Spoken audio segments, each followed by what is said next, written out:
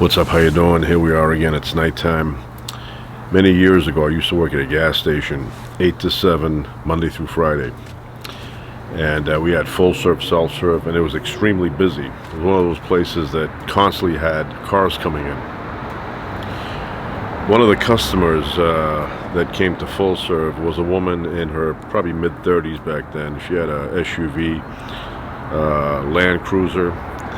And she would come to full serve. I would go out there, and after a while we started talking. I was working on an album of original material back in those days, and we would talk about music and how things were going in the studio and things like that. In the back seat of the car, of the truck, there was this baby, her son, and I don't know how old the kid was, probably probably about 8, 9, 10 months old, around there. And this kid had the bluest eyes I have ever seen. They looked like blue swimming pools inside. And the kid would always watch me. I would talk and I'd look, and the kid was watching me with the big blue eyes. So one day she says, "Have you ever seen the movie The Commitments?" This was like back in 91. And I said, "No, I haven't. I don't even know what that is." And so she said to me, "It's about a band in Ireland," and she explained the whole thing to me, and I got interested. And then the next day she came and she gave me a copy.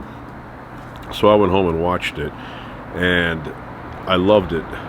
That movie spoke to me. I think it was filmed in Dublin, and it was just everything about it. The scenery, the topic, the music, everything. I fell in love with that movie. And to this day, I enjoy watching The Commitments. Such a great movie. So ever since I saw that movie, I've been wanting to go and visit Ireland. It's so beautiful. I mean, it's green. It's got these areas where it's just green grass everywhere, and of course the leprechauns that have the pot of gold there at the end of the rainbow. But that is on my list of places to visit. Ireland, so beautiful. But I haven't been there yet, and this was back in 91, so you see the years have gone by, and haven't been there. I mean, I want to go to Alaska. Have not done that yet, but hopefully eventually these things will happen. But Ireland is at the top of my list. Of course, I love the platter ring. Got the hands holding the heart. I've always loved that ring, and I actually have a ring like that. So, big fan of Ireland, and U2's from Ireland, so, but I'd like to go there. And then I had a friend, well, I had a lot of friends that were Irish, but I had this friend who was from Ireland, and he drove a, what do they call those, those canteen trucks. And every morning, bright and early, he was at the gas station getting gas. And one day we were talking about Guinness beer, and he said, Guinness beer in Ireland tastes different than Guinness beer in the U.S., even though it's shipped from Ireland. And I said, why is that? And he goes, "I have no idea." He goes, "I don't know if it's the shaking on the ship when they ship them over or whatever, but there's a different flavor." So that's what he said. I don't know that to be the truth. It probably is. I don't have any reason to doubt him, but that's what he said, that Guinness beer in Ireland tastes different than Guinness beer in the U.S. But that is my plan, to go and visit Ireland. Just everything about that. And here's another thing, the cliffs. I go on Google Earth and I check out some of the cliffs in Ireland, and just amazing cliffs. So that's one of the plans, visit Ireland. And that lady I'm talking about, the one with the kid in the back seat with the blue eyes, her first name I think was Elaine, but her last name, I don't know what it was, so there's no way I could find her, not even on Facebook. The only way to find her is if I bumped into her coincidentally, and that's not likely to happen, but you never know.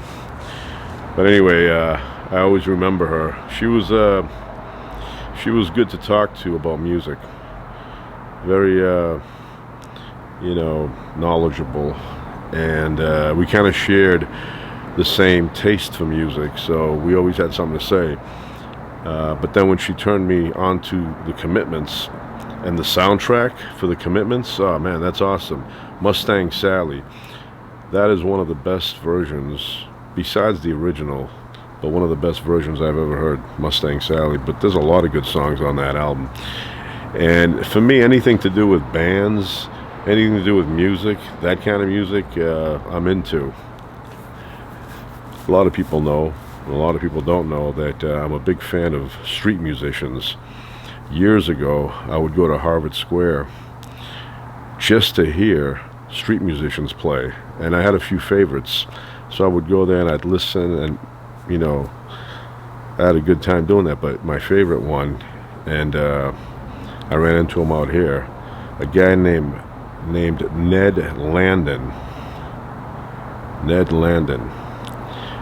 Awesome. I mean, I think he should have been signed. He never was.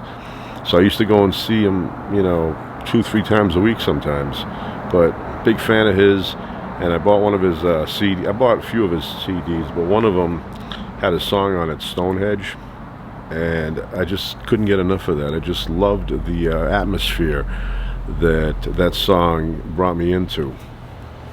But Ned Landin came out here, and one day I was out in Santa Monica, and I look over, and there he is. So I went and I talked to him, and I told him, hey, I used to come and watch you play up in Harvard Square. And he goes, oh yeah, long time ago. And I remember one day, this was like quite a few years, you know, that I hadn't seen him. And one day I was Christmas shopping. I used to do Christmas shopping December 24th every year, and like late, like 5, 6, 7 o'clock when the stores were closing, I would be going in there Christmas shopping. So that particular year, I was down in Harvard Square, and I said, I'm going to do Christmas shopping today, December 24th. And I was running around in stores, and I couldn't find anything, and things were starting to close down. And then one store was open longer than the other one, so I went in there, I bought a few things, and then I come out, and I look over in the corner, and it was really cold out that day. And there's Ned Landin with a few people playing some tunes. And I go, oh, he's back. And I went over there, and I talked to him, and I was so happy to see him again. But anyway, he's one guy that I felt, out of all the street musicians, should have been signed. Really great talent, and great personality, great guy. So, yeah, I don't know what he's doing now, but he had some good tunes. You know, folk singer. You know, like Cat Stevens, that style. But yeah.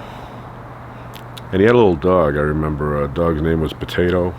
I think the dog died since then, but you know, he was very close to that dog. And I miss listening to him. I wish, you know, he would play somewhere around here. I'd go listen to him again. Talented musician. So, anyway, that's it.